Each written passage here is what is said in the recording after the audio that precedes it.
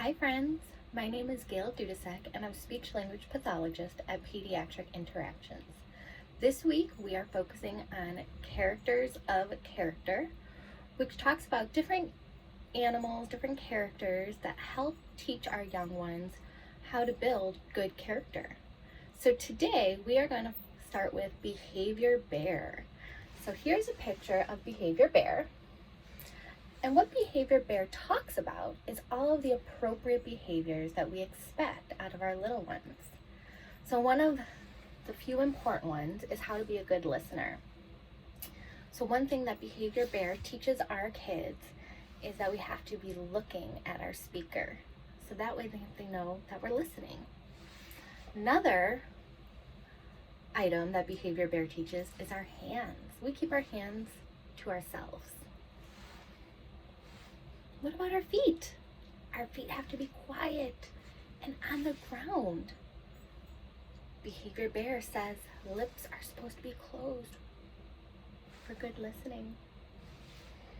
And ears are ready, so Behavior Bear can listen to all of the instructions. So we can use Behavior Bear as a great model for our little ones on what is expected out of us in different scenarios. This one here, we were talking specifically about being a good listener, but every situation that you're in might have a different expectation of behaviors.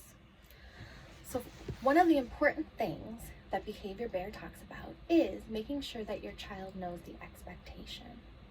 So making sure that they know that they're supposed to be quiet or they're supposed to be listening. Make sure your child knows what that behavior is. So for some of our older children, our school age and above, how can Behavior Bear help them? So one of the things that Behavior Bear talks about is to be a good role model. So although you're not behaving well just because you want to, but you might have a younger sibling, or you might be an older student at school, or maybe just an older cousin, and you want to be a really good role model. Another area to talk about is to be patient. Behavior Bear talks about patience and how we have to sometimes wait for what we want. As we already said, we got to be a good listener. Knowing the expectation of rules at home is going to be different than at school, which is going to be different than at the playground.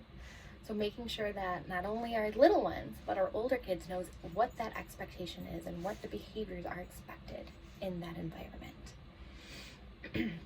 So how can you accomplish this?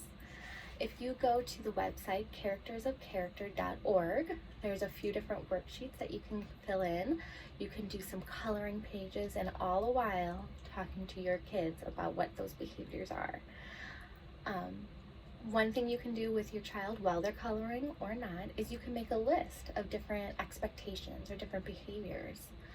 On the playground, it's okay to scream and be loud and be silly, but at circle time, we can't talk that way, we can't act that way.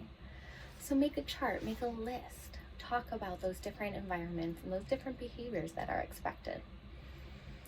Another option that you can do with Behavior Bear, especially with those older ones, is pick a behavior and talk about it.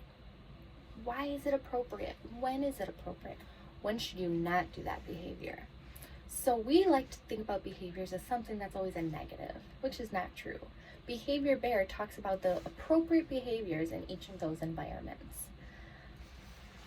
So you might pick a behavior, like I said, maybe jumping. When is jumping okay? Is jumping okay on the trampoline? Of course. Is jumping okay when it's quiet time at the library? Maybe not. Again, Behavior Bear talks about the different behaviors that are expected in those different environments and those different situations.